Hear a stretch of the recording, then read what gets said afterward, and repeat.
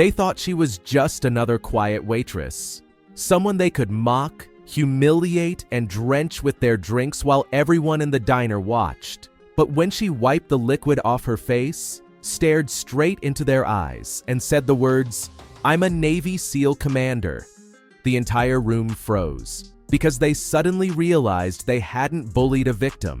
They had provoked one of the most dangerous women in the country. If you love your mom and dad, hit that subscribe button and show some love to her. The evening rush had just settled at Ridgeway Highway Diner, leaving behind the smell of sizzling oil and a lingering haze of steam that clung to the windows. Sarah Callahan tucked a stray strand of hair behind her ear as she cleared plates from table 7. To anyone watching, she looked like an ordinary waitress, calm, polite, soft-spoken. No one would have guessed she once led covert missions across oceans, jumped from planes at 20,000 feet, and commanded elite Navy SEALs like a general commanding an empire of shadows. She preferred anonymity now, a quiet life, peace, something she hadn't known for nearly 2 decades. But tonight, peace was not on the menu. Around 7:43 p.m., the diner door swung open with a violent clang that made the people at the counter flinch. 3 men stumbled in, loud, rowdy, and already halfway drunk. The ringleader, Brad Montanero, swaggered in like he owned the world. Behind him came his 2 shadows, Duke Tank Roscoe, and a skinny red-haired kid everyone called Snipe. Local troublemakers, loudmouths, entitled bullies with more ego than brain cells. Sarah had dealt with their kind before, not here, but in countries where bullies carried rifles, not beer bottles. Compared to what she'd faced, these men were mosquitoes. Still annoying, still persistent. Brad slapped the counter. "Yo, sweetheart, get us 3 beers and make 'em cold." Sarah nodded politely. "Of course, sir. Coming right up." Her calmness bothered Brad instantly. He thrived on reaction, on fear, but she offered. When she placed the beers in front of them, Brad leaned forward, close enough that she could smell the alcohol soaking from his pores. "What's your name, doll?" "Sarah," she replied simply. He smirked. "Well, Sarah, how about a smile?" She already had one. Just not the kind he wanted. Tank chugged half his beer, slamming it on the counter. "Bet she's too stuck up to smile for you, Brad." The skinny one snickered. "Probably one of them independent women who thinks she's better than us." Sarah ignored them. She wiped the counter, minding her work, keeping her silence. She'd learned in the military that silence was a weapon.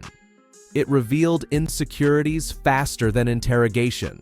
They ordered wings next. And when she brought their plate, Brad flicked a wet piece of chicken skin at her shirt. Sarah didn't react. She simply brushed it off and walked away. That was when Brad's ego snapped. He stood abruptly. "Hey, don't you walk away!" Tank blocked her path. Snipe circled around. Suddenly, the diner fell silent. The customers watched nervously, but did nothing. The town knew Brad's family. Too many people feared retaliation, but they should have feared Sarah instead. Brad held his beer mug up high. "Drink it, bitch!" Before she could step back, he dumped the entire mug over her head.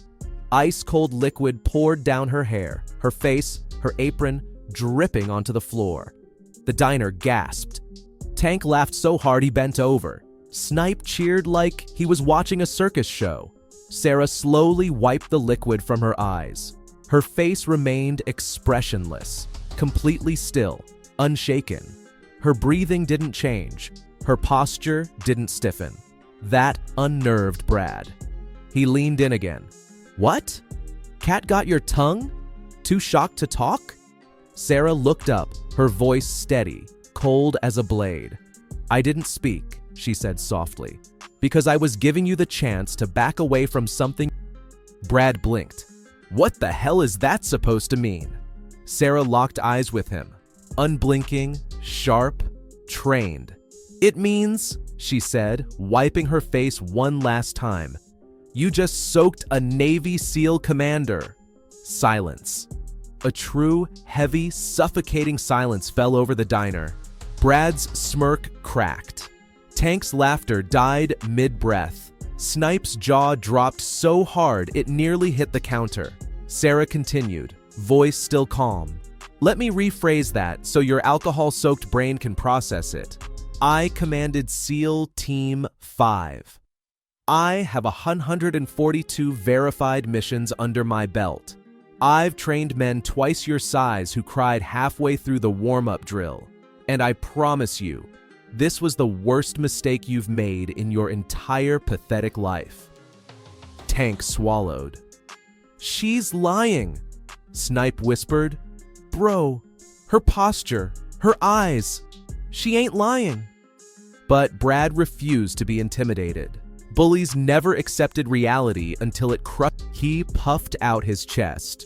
Well then, Commander, he said mockingly. What you gonna do about it? Sarah smiled for the first time that night. A calm, deadly smile. The question, she said, stepping forward, is what are you going to do when this entire diner becomes a witness to your assault, harassment, and battery charge that will put you away for years? Brad scoffed. No one here gonna report anything. Half the diner shouted at once. We will. I'll testify. I got the whole thing on video. Brad turned pale. Snipe whispered, we need to go, man. But Sarah raised a hand. You're not going anywhere. Her tone changed, commanding, authoritative. Brad froze like he'd been hit with a stun gun. Because that tone wasn't normal. It was the tone soldiers obeyed without hesitation. The tone of someone who led warriors. Brad's fight or flight instinct kicked in, and he chose wrong. He lunged at her. He barely touched her. In a fraction of a second, Sarah pivoted, grabbed his wrist, twisted it behind his back, and slammed him chest first into the counter. The entire counter shook. Brad shrieked. Tank rushed forward, swinging wildly. Sarah sidestepped. Tank stumbled past her. She hooked her foot behind his ankle, sweeping him to the ground in a single fluid movement. Tank hit the tiles so hard, his breath whooshed out like a balloon. Snipe panicked, grabbed a fork, and charged. Sarah disarmed him so fast, no one actually saw it happen. They only saw him suddenly staring at his empty hand. Then, his arm was locked, his knees buckled, and he was face down with Sarah's shoe on his neck. In under 12 seconds, all three men were on the floor, groaning, humiliated, defeated. The diner erupted in applause. People cheered. Someone shouted, "Commander! Commander!" Sarah didn't bask in it. She simply pulled out her phone and called Sheriff Donovan. "Donovan," she said, calm as ever. "I have 3 attackers restrained at Ridgeway Diner. Send units." The sheriff arrived within minutes. When he walked in and saw Brad's face mashed against the floor, his eyes widened. "What did you do this time?" he sighed. But Brad wasn't talking. None of them were. They were too terrified. Sarah gave her statement professionally, precisely. The sheriff nodded. "I'll make sure they're charged properly." "You did good, Commander." She shrugged. Old habits don't die. But the night wasn't over. As Brad was being escorted out, he hissed at her. "This ain't over!" Sarah stepped forward. "It was over the second you put that beer on my head." Brad snarled at her through the squad car window, but there was fear in his eyes. Deep fear, the kind a man feels when he realizes he underestimated the wrong person. When the sheriff drove them off, the diners gathered around Sarah. The manager rushed over. "Are you all right? Do you need time off?" Sarah shook her head. Just another day. But inside, a strange feeling twisted in her chest. A mix of adrenaline and something darker. A sense that this wasn't as simple as 3 drunk men acting stupid. Because she noticed something. During the scuffle, while she held Brad against the counter, his phone fell from his pocket. The screen lit up with a message preview. Stay on her. Don't engage yet. Wait for orders. It wasn't sent by Duke, not by Snipe, not by any local. The sender was labeled only as Cobalt. And Sarah knew that name. From her past. From missions classified even to most SEAL officers. This wasn't random. This wasn't accidental. They didn't attack her because she was a waitress. They attacked her because someone had ordered them to. Someone who knew exactly who she was and wanted her exposed. Her heart tightened. She had enemies overseas, powerful ones. But she never expected them to reach her quiet new life. Not here. She stepped outside the diner after her shift ended, the cool air hitting her damp hair. She took a long breath, and then she sensed it. Someone watching her. Across the empty parking lot, a black SUV sat parked under a broken streetlight. The windows were tinted. Too tinted. Sarah didn't stare long. You never let watchers know you've spotted them. Instead, she walked calmly to her car, unlocked it, and drove home, never once looking back. But her instincts burned like wildfire. This was not over. Not by a long shot. When she arrived home, she grabbed her old duffel bag, the one she kept hidden in the bottom of her closet. Inside were weapons, encrypted phones, tactical gear, everything she swore she'd never need again. Yet, here she was, zipping the bag open, loading the gear. She sat on her bed, staring at the message on Brad's phone replaying in her memory. Stay on her. Don't engage yet. Wait for orders. Her pulse slowed, her breathing, her mindset shifted back into the one she had buried years ago. Commander Callahan was waking up, and the people hunting her had no idea what storm they were about to unleash.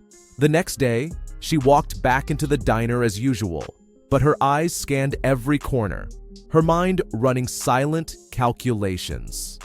Martha, the cook, asked, "You sure you're okay, honey?" Sarah nodded. "I'm fine." But she wasn't there to work. She was there to wait, to watch, to lure out whoever was watching her. Her instincts were correct. At 8:17 p.m., the diner door chimed again. A man in a gray coat walked in. Not a local, not a passerby, not a trucker, not a traveler. Too clean cut, too alert, too calm. His eyes met Sarah's for a fraction of a second. Recognition. Instant. Cold.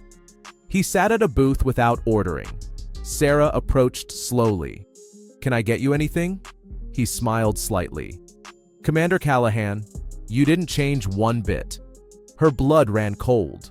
She knew this man, and he wasn't here for dinner. He leaned forward.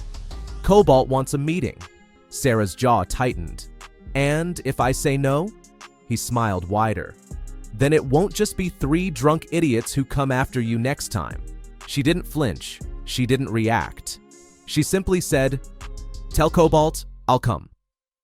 The man nodded once, stood, and left. Not a single person in the diner noticed the threat that had just walked in and out. Sarah stood there for a long moment, staring at the empty booth. The beer-dumping bullies were not the danger. They were just the opening act. The real danger was coming. Someone from her past. Someone ruthless. Someone who didn't fear a Navy SEAL commander. But they should have. Because Sarah wasn't the same woman she once was. She was stronger now, sharper, more dangerous. And these bullies, both small town and international, were about to learn the same lesson Brad Montanaro learned in front of the entire diner. You never corner a woman trained to command warriors, because she doesn't run, she hunts. And now, the hunt had begun. Before you go, tell me in the comments, from which part of the country are you watching this video?